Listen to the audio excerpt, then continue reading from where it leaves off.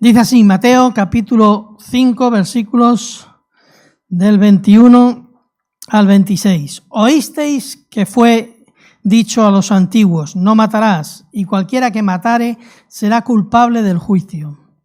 Pero yo os digo que cualquiera que se enoje contra su hermano será culpable de juicio, y cualquiera que diga necio a su hermano será culpable ante el concilio, y cualquiera que le diga fatuo quedará expuesto al infierno de fuego. Por tanto, es decir, después de esto que os digo, está diciendo Jesús, por tanto, si traes tu ofrenda al altar y allí te acuerdas de que tu hermano tiene algo contra ti, deja allí tu ofrenda delante del altar y anda, reconcíliate primero con tu hermano y entonces ven y presenta tu ofrenda. Ponte de acuerdo con tu adversario pronto, entre tanto que estás con él en el camino. No sea que el adversario te entregue al juez y el juez al alguacil y seas echado en la cárcel. De cierto te digo que no saldrás de allí hasta que pagues el último cuadrante. ¿Amén? Muy bien, pues esta es la palabra del Señor para hoy. Me vais a permitir que eche un chupito de agua.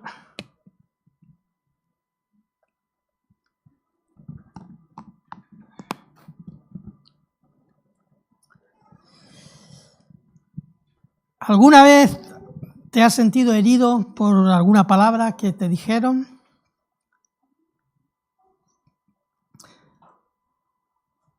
¿Alguna vez te has sorprendido deseando que una persona desaparezca de tu vida? Aunque solo hayan sido unos instantes fugaces en tu mente. Pero ¿no ha pasado por tu mente alguna vez? ¡Ay, Señor! ¿Por qué no desaparece esa persona de mi vida, no? Yo soy pastor y me ha pasado por la mente también, así que no me extraña que por la vuestra también pase, ¿vale?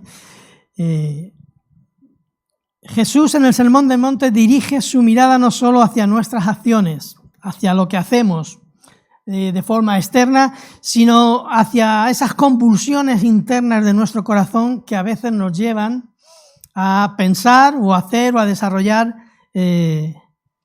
esas cosas que luego se ven de forma externa, ¿no? Este pasaje de Mateo que acabamos de leer nos desafía a ir más allá de una obediencia superficial, llamándonos a una transformación radical de nuestro interior. Continuamos meditando en el Sermón del Monte, como he dicho, donde Jesús expone los valores, los principios del reino de los cielos, contrastando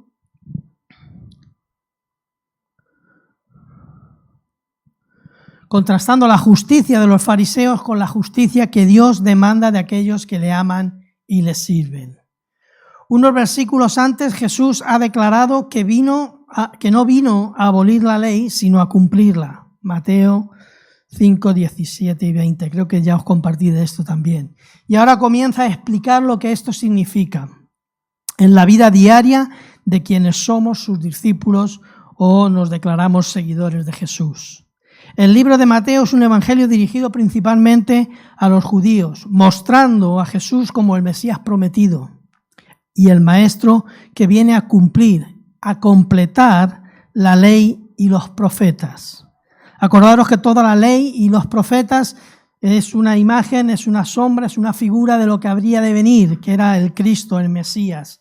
Y el Mesías es el cumplimiento de todas esas profecías de los profetas y de todas esas declaraciones y figuras del Antiguo Testamento. Históricamente este discurso ocurre en una cultura marcada por una religiosidad estricta, con una visión muy legalista de la ley mosaica. El asesinato, claramente prohibido por los mandamientos, era condenado severamente. Sin embargo, Jesús va más allá, exponiendo la raíz del homicidio, que no es otro, esta raíz, este origen del homicidio, que no es otro que el enojo y el desprecio en el corazón del ser humano.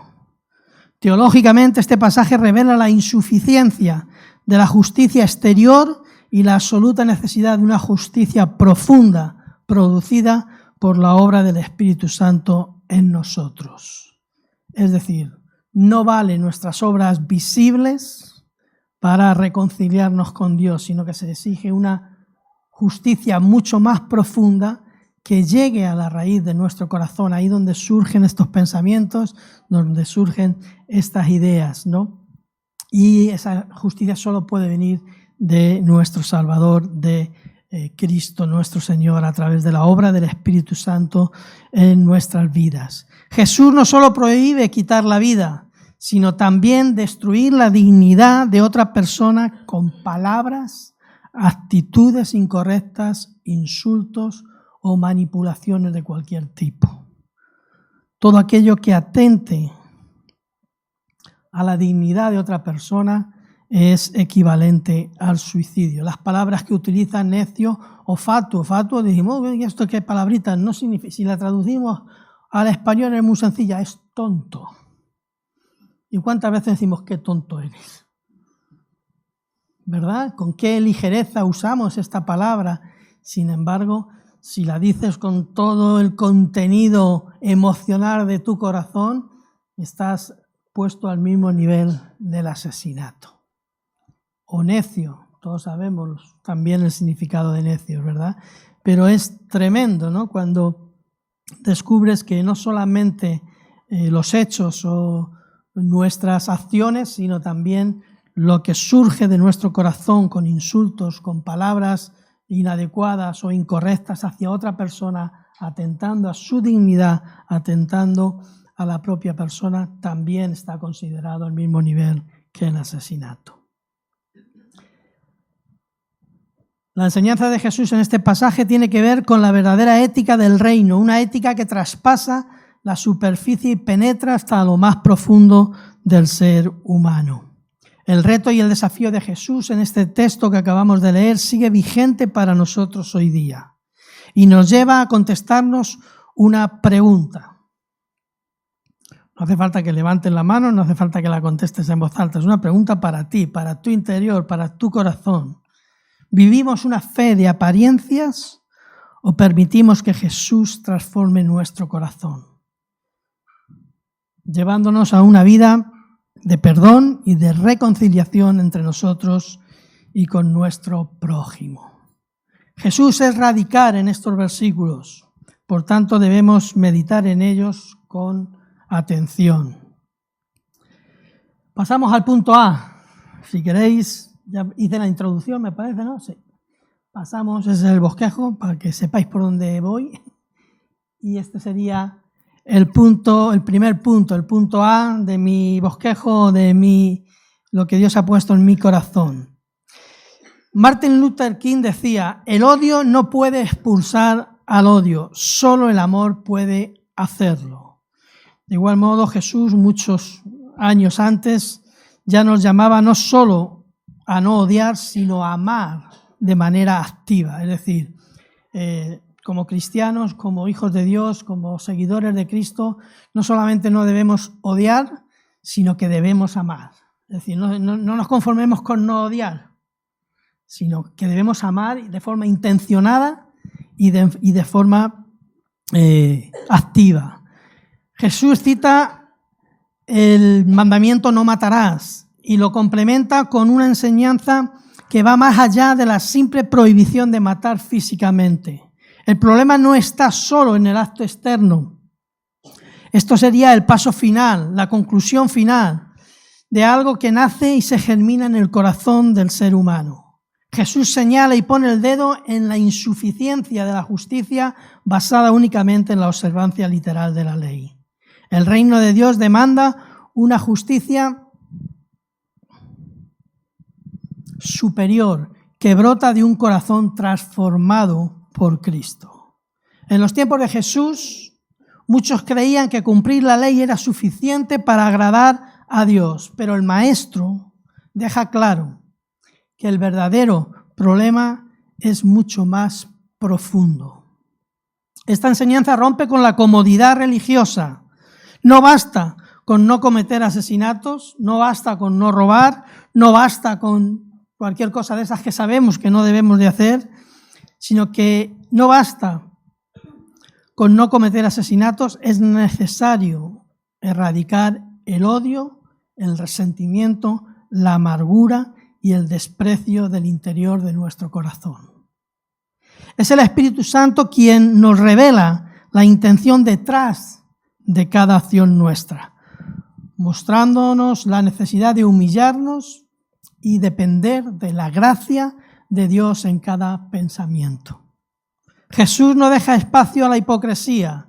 El reino de los cielos pertenece a personas sinceras que anhelan la pureza en lo más profundo de su corazón. Somos llamados a un estándar, a cumplir con un estándar más alto, a ir más allá de una mera apariencia religiosa, uno que solo es posible mediante la obra redentora de Cristo. La intención es la que queda visible delante del trono de Dios. San Agustín decía: Dios pesa los corazones, no las obras exteriores, es decir, lo que nos motiva a hacer las cosas. Jesús equipara el enojo injustificado con el asesinato. Las emociones internas, si no se rinden a Dios, pueden conducir a la destrucción del prójimo. Este enojo, muchas veces oculto, se convierte en una prisión emocional para nosotros. ¿Cuántas veces guardamos resentimientos creyendo que mientras no se manifiesten externamente, no dañan a nadie? Sin embargo, Jesús revela que ese enojo es tan letal ante Dios como el acto mismo del asesinato. En el contexto cultural judío, el enojo estaba socialmente aceptado en ciertos casos, pero Jesús lo denuncia como pecado. La raíz del asesinato es la ira no resuelta, el desprecio que deshumaniza al otro.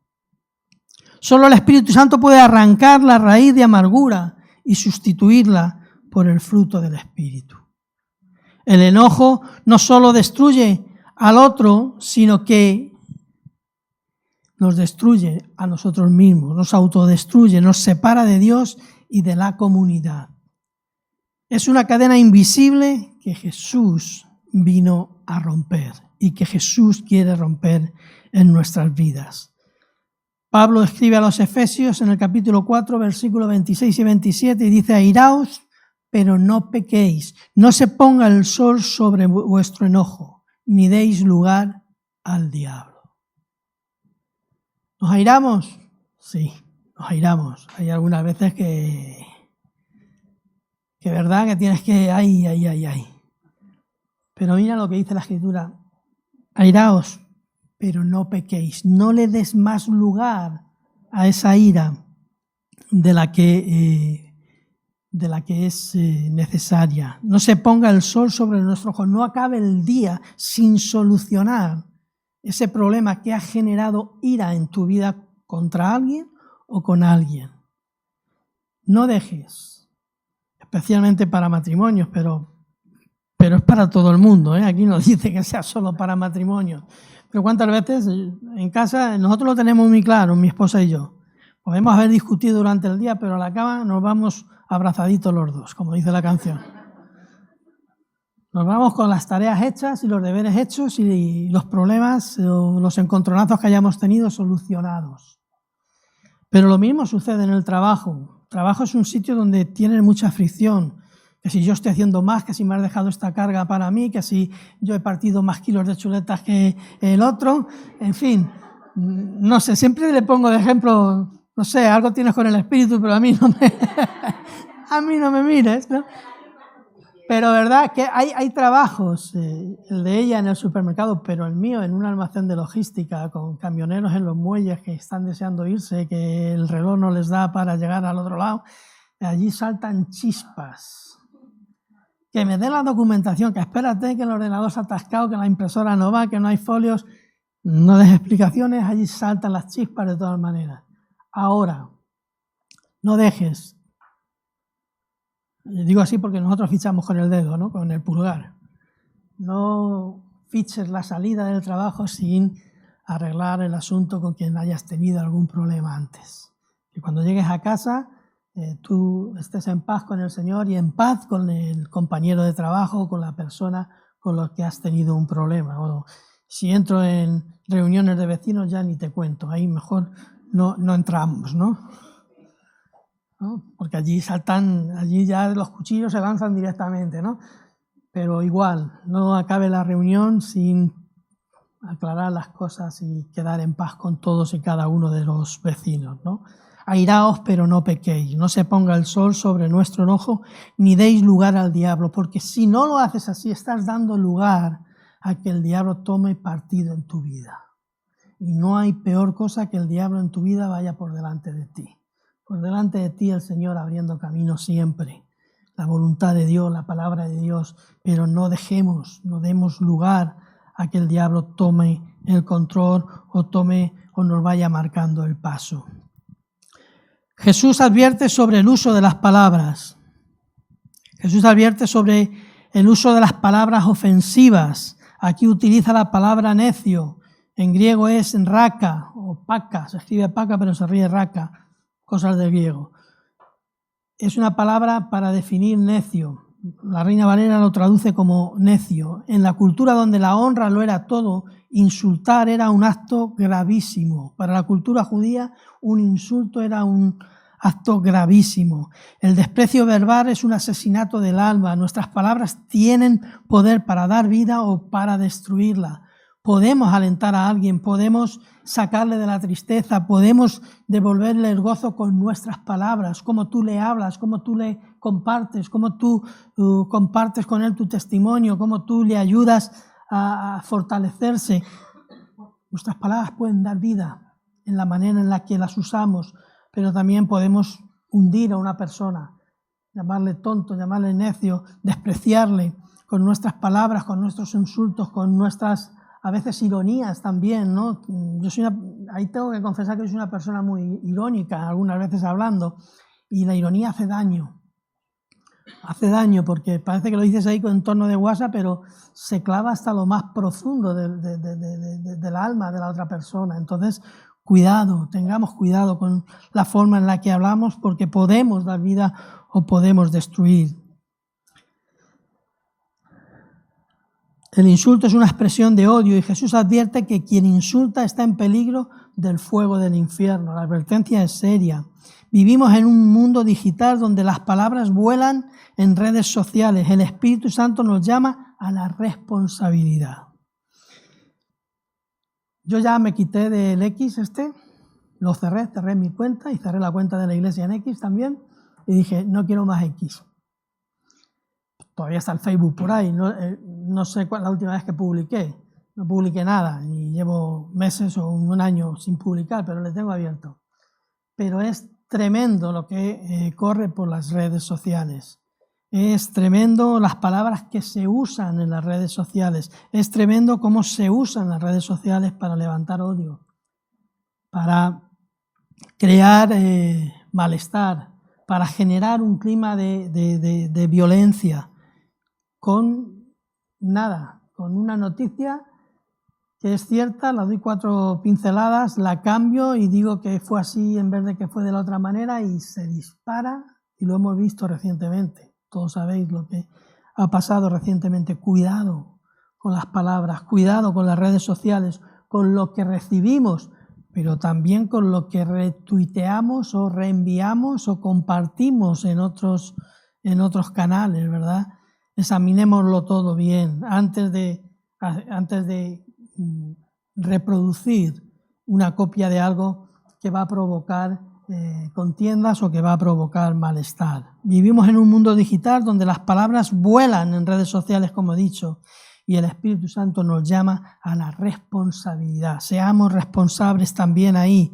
No es otro mundo paralelo en el que no pecamos. A veces pensamos que solo pecamos en el terreno real y no en el virtual. No, pecamos en el real y en el virtual si no somos sensibles a la voz del Espíritu Santo que nos guíe en cada una de nuestras acciones, de nuestras palabras sobre todo. Cada palabra, cada comentario puede levantar o derribar a una persona, como he dicho. Puede dar vida o puede quitarla. Jesús nos llama a ser portadores de vida, no de muerte. Seamos portadores de vida. Añadamos valor a la otra persona. Si no tenemos nada que decir bueno de la otra persona, mejor no digamos nada. Si no tengo nada bueno que resaltar en mi vecino, en mi compañero de trabajo, en mi esposa, en mis hijos, mejor cierro la boca. Cierro la boca. Añadamos valor, añadamos vida a las personas. Proverbios 18, 21 nos dice: la muerte y la vida están en poder de la lengua, y el que ama comerá de sus frutos. Si usamos las palabras de forma adecuada, tendremos fruto de vida de ellas también, no solamente para el otro, sino también para nosotros. El llamado también que nos hace Jesús, pasamos al segundo punto, el llamado inevitable que nos hace Jesús a la reconciliación. Cuenta la historia que cuando Abraham Lincoln era abogado, Abraham Lincoln, presidente de los Estados Unidos, era abogado antes de cualquier juicio, intentaba por todos los medios reconciliar a las partes. Y él decía, Abraham Lincoln decía, el verdadero triunfo no es ganar el pleito, sino ganar a la persona. Y ese debería ser también nuestro pensamiento. Jesús utiliza la imagen del altar, un lugar sagrado para los judíos donde se presentaban ofrendas a Dios. Sin embargo, Jesús enseña que la reconciliación con el prójimo es prioritaria, incluso al acto de la adoración. Si tienes algo pendiente con tu hermano o hermana, deja la ofrenda y ve primero a reconciliarte con él. La adoración aceptable a Dios está intrínsecamente ligada a la restauración de relaciones rotas. Y este pensamiento es revolucionario, choca con nuestra naturaleza. Choca con nuestra naturaleza, es un pensamiento verdaderamente revolucionario, pues implica que ninguna práctica religiosa puede sustituir la urgencia del perdón, la reconciliación y la restauración de aquellas relaciones que estén rotas. La espiritualidad no es un sustituto para la humildad y la restauración. El hablar en lenguas, el estar flotando en el espíritu, no es un sustituto para la humildad y arreglar nuestros asuntos que tengamos pendientes. Aquellos asuntos que todavía no hemos arreglado, no los demoremos.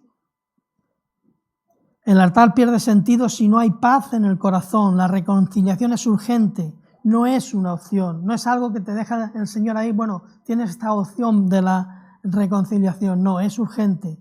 No es una opción y además tiene que ser de manera intencional. No es un asunto para posponer, es un llamado ineludible del reino de Dios. El reino de Dios no es reactivo, no espera a ver si se solucionan las cosas por su peso, como decimos algunas veces, por su dejar que el tiempo todo lo arregla. No, el tiempo todo lo arregla o todo lo estropea, ¿no? Depende cómo venga el tiempo, ¿no? Así que el reino de Dios no es reactivo, no es algo que queda ahí, sino que es proactivo, es decir, va por delante. El reino de Dios tiene que ir por delante a solucionar las dificultades, los conflictos, los problemas. Jesús coloca la responsabilidad sobre quien sabe que hay un conflicto. No esperar a que el otro venga, sino que llama a tomar la iniciativa. El verdadero discípulo da el primer paso, aunque no sea el responsable del conflicto. Esto no es natural, va en contra, como he dicho, del orgullo humano, pero es el camino del reino de Dios. La iniciativa que Jesús demanda es una señal de madurez espiritual, no es una señal de debilidad. El que tú vayas y des el primer paso para solucionar un problema, sea tuya la culpa o no sea tuya la culpa, independientemente de eso, no es un caso de debilidad, es un caso de madurez espiritual. Sabes que aunque la culpa no sea tuya, si tú sabes que está el problema, tienes que dar el primer paso.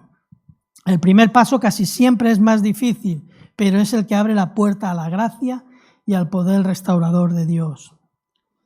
Romanos 12, 18 dice, si es posible, mira si Pablo, inspirado por el Espíritu Santo, sabía cómo es nuestra naturaleza humana.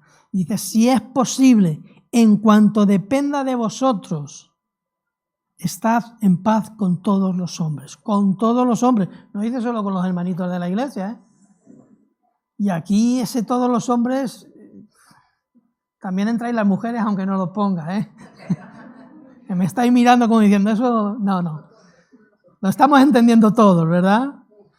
Si es posible, porque a veces no es posible, pero si es posible en cuanto dependa, es decir, si la posibilidad de que sea posible, y entenderme el juego de palabras, está en ti, pues en cuanto dependa de vosotros, estad en paz con todos los hombres. Si no depende de vosotros, si dais ese primer paso para intentar solucionar un problema, para intentar arreglar una relación rota, dais ese primer paso, ya habéis dado el paso en lo que depende de vosotros para decir vamos a solucionar esto, pero puede ser que la otra persona diga no te quiero ni ver,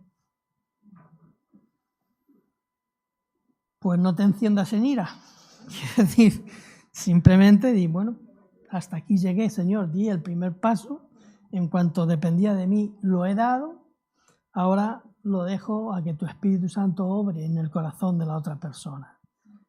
Pero el Espíritu Santo no va a obrar en el corazón de la otra persona si depende de nosotros y si no damos el primer paso.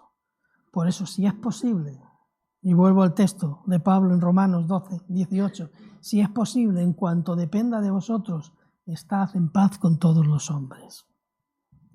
Jesús resalta que la adoración es irrelevante si no hay restauración con el prójimo. Dios no se agrada de sacrificios vacíos. La restauración de relaciones dañadas es una prioridad en el reino de Dios. La ofrenda, por muy valiosa que sea, no sustituye la necesidad del perdón. Y aquí hago un paréntesis. No me estoy refiriendo solo a la ofrenda económica, a la que acabamos de recoger hace mucho ya. Uy, Señor, tengo que ir acabando ya, ¿eh? A la que hace ya por lo menos 30 minutos, ¿no? Bueno, pues no me refiero a esa ofrenda solo. Antes de esa ofrenda hemos estado alabando, porque esa ofrenda al final forma parte de la alabanza y la adoración al Señor. Pero hemos estado alabando con nuestras gargantas, con nuestras palmas, con nuestro corazón. Hemos estado alabando al Señor. Pero es estéril esa alabanza si no resolvemos nuestros conflictos, si no resolvemos nuestros problemas, sean de la índole que sean, familiar, con nuestro esposo, con nuestra esposa, con nuestros hijos. Vivimos tiempos donde los conflictos surgen con los hijos, con los padres, con los compañeros de trabajo, en mil lugares. La alabanza es estéril, nuestra ofrenda de adoración y de alabanza es estéril si no damos prioridad a resolver esos conflictos en tanto en cuanto dependa de nosotros. Que tampoco ahí el diablo nos saque partido acusándonos de no, si has dado tus pasos, tranquilo. Pero si no, si hay algo que tú en tu corazón dices todavía requiere este esfuerzo por mi parte, haz ese esfuerzo. Porque da su recompensa, tiene su recompensa, da su fruto. La gracia del Señor entra en acción. Cuando aplicamos las verdades del reino, cuando las ponemos en acción, da resultado. La espiritualidad auténtica, como he dicho, no es solo experiencias en el altar, sino vidas reconciliadas, relaciones soldadas, restauradas, levantadas. El Espíritu Santo nos impulsa a buscar restauración antes que cualquier otra expresión de fe. De nada me sirve estar temblando delante del altar y hablando en lenguas durante todo el culto si cuando llegue a casa tengo un follón sin resolver, ¿no? Resolvámoslo. Y en el último punto entramos, consecuencias de la falta de reconciliación. Y con esto, de forma rápida, acabamos también. Estamos llamados, como hemos visto antes, a reconciliarnos, a ser puentes también, puentes que unen. Los puentes unen una orilla de un río con la otra orilla del otro río, si no, no se podría pasar, los de un lado no podrían pasar al otro y los del otro. A veces los puentes unen naciones también, ¿verdad? Hay naciones que están unidas o separadas por un río y son unidas por puentes. Venezuela tiene, creo, un paso fronterizo con Colombia, que es un puente también, ¿verdad? Los puentes están uniendo culturas, uniendo países, uniendo ciudades, y estamos llamados a ser puentes. Y cuando el puente se rompe, pues esas comunicaciones, esas relaciones se interrumpen, y estamos llamados a reparar puentes rotos también. La falta de reconciliación afecta directamente a nuestra relación con Dios, y esa es la principal prioridad, nuestra relación con el Señor. Pero una falta de reconciliación, odio albergado en nuestro corazón contra otra persona, resentimientos, amarguras, afectan a nuestra relación con Dios. ¿Por qué? Porque hace que nuestra adoración, como hemos dicho antes, no sea significativa. No podemos caminar en libertad espiritual si hay cadenas de amargura en nuestro corazón. El Espíritu Santo se entristece cuando dejamos asuntos pendientes con otras personas. La oración se vuelve vacía, la alabanza pierde su fuerza y el gozo se apaga. La comunión con Dios florece cuando hay reconciliación horizontal. No solamente tenemos que reconciliarnos con Dios de una manera vertical, sino que esa reconciliación con Dios de forma vertical tenemos que hacerla extendible en nuestra relación horizontal con el resto de las personas. El perdón es una llave que abre las puertas a la presencia divina. Cuando tú estás bien con todos, la presencia de Dios es más manifiesta en tu vida, se hace más realidad, se hace más palpable en tu vida, aunque no estés en el culto, aunque no estés en la iglesia, esa presencia se hace palpable en tu vida. Pero la falta de perdón rompe también y trae efectos sobre la comunidad. La falta de perdón rompe la unidad de la iglesia, la unidad de la familia o de cualquier comunidad. Las heridas no sanadas se convierten en raíces de amargura que infectan el cuerpo de Cristo. La comunidad pierde su fuerza y testimonio cuando la reconciliación no es prioritaria en la iglesia.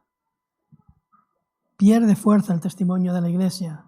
Si aquí viene alguien y nos ve que nos estamos tirando los trastos a la cabeza unos a otros, o que yo estoy hablando mal de Darlé, o que Darlé está hablando mal de Dalia, o que Dalia, dirán, pero ¿dónde me he metido? Mucho Señor, mucho amor del Señor, mucho amor de Dios, pero nos tiramos los trastos a la cabeza unos a otros. Pierde fuerza el testimonio. Y al final, al que ponemos en entredicho, no somos nosotros. El problema no es que nosotros nos pongamos en entredicho, el problema es que ponemos al Señor en entredicho y además, hacemos un flaco favor a la palabra del Señor que predicamos, porque la comprometemos. La comunidad pierde fuerza y testimonio. El avivamiento verdadero se manifiesta en relaciones restauradas, donde fluye las relaciones, donde fluye la concordia, el buen rollo. Aunque sea un lenguaje, él ha dicho, nos ha pedido perdón. Si a mí ya me perdonaron a lo mejor en mi forma de hablar y me han aguantado, me aguantan todavía 20 años, que decir que tranquilo, no hay problema. A veces hay que usar el lenguaje entendible para que el Espíritu obre en nuestro corazón, ¿no? A veces cuidamos tanto, no digo que no haya que cuidar el lenguaje, escucharme, ¿vale? Pero que a veces vivimos muy ajenos al lenguaje actual y a veces no nos comunicamos con la gente que no tiene al Señor. Nosotros entre nosotros nos comunicamos mucho, porque sí sabemos cuando hablamos de sacrificio, de alabanza, de adoración, cuando hablamos de que fueron redimidos nuestros pecados o que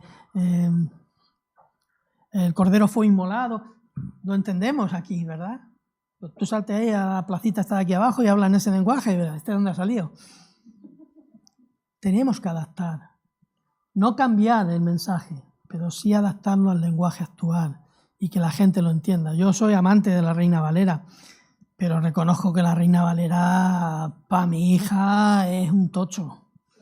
Quiero decir, le cuesta entender el lenguaje, y eso que ella es historiadora y se maneja con libros antiguos, ¿no? Pero hay que entender que nuestras generaciones hay que llevarles un lenguaje entendible, que les confronte con el pecado, que les confronte con la realidad de necesidad de un Salvador, pero en un lenguaje que ellos entiendan. Jesús advierte sobre las consecuencias de no reconciliarnos. El juicio es ineludible para quien rehúsa perdonar. Seremos juzgados si no perdonamos, seremos juzgados.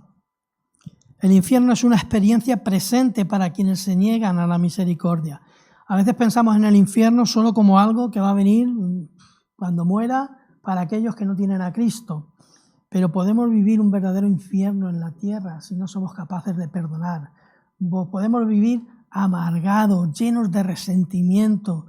No hay nadie que sea capaz de arrancarnos una sonrisa porque llevamos tanto herida, tanta amargura, tanto resentimiento que no somos capaces ni de sonreír. Y podemos decir que estamos viviendo un verdadero infierno. ¿Cuántas veces uno se ha expresado diciendo, esto es un infierno? Sobre todo cuando estás en la playa a las 12 de la mañana sin sombrilla y dices, esto es un infierno, ¿verdad? Y no hay quien aguante aquí, ¿no? Pues podemos vivir, la amargura y el resentimiento nos puede estar haciendo vivir, que en vez de vivir una vida plena, que estamos llamados a vivir una vida plena en Cristo Jesús, no solamente cuando partamos con Él, sino ya. Estamos llamados a vivir aquí esa vida llena de gozo, no exenta de dificultades, pero sí en esa vida plena, pero también podemos vivir un verdadero infierno si no echamos fuera todo resentimiento, toda amargura. El infierno es una experiencia presente para quienes se niegan a la misericordia. Vivimos un verdadero infierno, como he dicho, cuando no vaciamos nuestro corazón de todo odio o resentimiento o amargura. El reino de los cielos es para quienes han experimentado y extienden el perdón de Dios. Si tú has experimentado el perdón de Dios, si te sientes perdonado por el Señor, si te sientes perdonado por la obra que Él hizo en la cruz del Calvario, vas a entender que es vital que también perdones como fuiste perdonado. Fuimos perdonados por Dios gracias a la obra redentora de Cristo en la cruz del Calvario y es por ello que podemos perdonar a otros. Si no, no podríamos perdonar a otros si no has experimentado verdaderamente el perdón de Dios. Podemos perdonar a otros gracias a ese perdón que hemos recibido y gracias a la obra del Espíritu Santo en nuestras vidas. En nuestras fuerzas sucumbimos, pero en el poder del Espíritu Santo podemos perdonar a aquellos que nos ofenden, a aquellos que se mofan de nosotros, a aquellos que nos llaman tontos, fatuos, necios, incultos. A mí lo que más me dicen siempre que se refieren a mí como evangélico, dicen que los evangélicos somos unos incultos, unos analfabetos, que somos manejados por unos y por otros. Digo, vale, ya nos veremos. No me enciendo en ira, porque a veces sí, pero me enciendo por dentro, el Señor lo sabe y luego tengo que pedirle perdón, porque aunque por fuera no lo exprese, por dentro digo... Pero es mejor sacarlo fuera, no lo dejes dentro, no lo tengas en cuenta. Jesús fue insultado de todas las maneras posibles y Él soportó, Él perdonó, aún en la cruz, muriendo. Estaba pidiendo perdón, que el Padre perdonase a sus asesinos. Fuimos perdonados por Dios gracias a la obra redentora de Cristo y debemos perdonar también a aquellos que nos ofenden. Podemos perdonar precisamente porque hemos sido perdonados. Concluyo y acabo. El mensaje de Jesús sobre el enojo y la reconciliación es un mensaje radical y desafiante. Nos confronta con nuestra incapacidad y nos invita a una vida de dependencia total en Cristo. No se trata solo de evitar el asesinato, sino de permitir que la gracia de Dios sane y transforme nuestros corazones heridos. La primera aplicación que deberíamos sacar de esta predicación de hoy, de este pensamiento que he querido compartir con vosotros, es que el perdón debe ser un estilo de vida. Somos llamados a vivir el perdón. Somos llamados a vivir el perdón diariamente, no como una opción, sino como la respuesta del reino de Dios. El perdón libera, sana y acerca a Dios. No es fácil, pero es posible por la obra de Cristo en nosotros. Y la segunda aplicación que deberíamos aplicar a nuestra vida es tomar la iniciativa en la reconciliación. Tomar la iniciativa. Si tú durante esta predicación, durante estos 40 minutos de predicación, en tu corazón hay algo que se ha movido y te ha venido a la mente alguien con el que tú tienes, hombre o mujer, con el que tú tienes que poner en orden tu relación, con el que quizás te sientas herido o herida, con el que quizás tengas resentimiento o amargura, toma la iniciativa. Toma la iniciativa. No esperes a que el otro venga o que la otra persona venga. Da el primer paso, aunque duela, aunque parezca injusto. Es el camino de la cruz, es el camino de Jesús. El Espíritu Santo en su mover no solo nos llena de poder, sino de amor y humildad para restaurar relaciones y vivir el Evangelio en lo cotidiano, en el día a día, a ponerle en acción. Así que examínate, piensa a quién necesitas perdonar hoy. Pero también piensa quién necesita que le pidas perdón hoy también. Y en lo posible, en lo que dependa de ti, ponte a trabajar en ello. Vamos a orar. Padre, te damos gracias en el nombre de Jesús. Te pedimos, oh Dios, que tu palabra se haga carne en nosotros, que la vivamos, que tu Espíritu Santo, Señor, porque en nuestras fuerzas es imposible, choca lo que oímos en tu palabra, choca con nuestra naturaleza humana, con nuestra naturaleza de pecado. Pero por ti, por tu gracia, por tu misericordia, por tu redención y salvación, hemos sido restaurados con una nueva naturaleza. Padre, guíanos, oh Dios, a levantar puentes, a restaurar relaciones, a perdonar, a no airarnos y que pasen los días. Ayúdanos, oh Dios, a solucionar los conflictos, a solucionar las dificultades en nuestras relaciones, tanto en el trabajo, en casa, a nuestro alrededor, en nuestra zona de influencia, Señor, allá donde a veces surgen esas desavenencias, esos desencuentros, oh Dios, y que a veces nos dañan, a veces palabras que nos hacen más daño que si nos hubiesen dado una bofetada, a veces pensamientos, oh Dios, que surgen en nosotros contra otras personas, Padre. Todo lo queremos poner delante de ti, queremos dejarlo a tus pies, queremos que tú, Señor, intervengas en nuestras vidas, hagas que esta palabra que hemos recibido hoy, Señor, de tu Espíritu Santo, se haga palpable y visible en nuestras vidas, que pongamos ese reino en acción, esas verdades del reino, esas enseñanzas del reino que Jesús nos da y nos ha dejado, Señor, en este sermón del monte, sean puestos en acción, Padre. Oramos y te pedimos, oh Dios, que tú dirijas nuestras vidas, Padre. En el nombre poderoso de Jesús. Amén. Amén. Queridos hermanos y hermanas, que el Señor les bendiga, que tengan una buena semana, que sean buenos y sean prosperados en todo.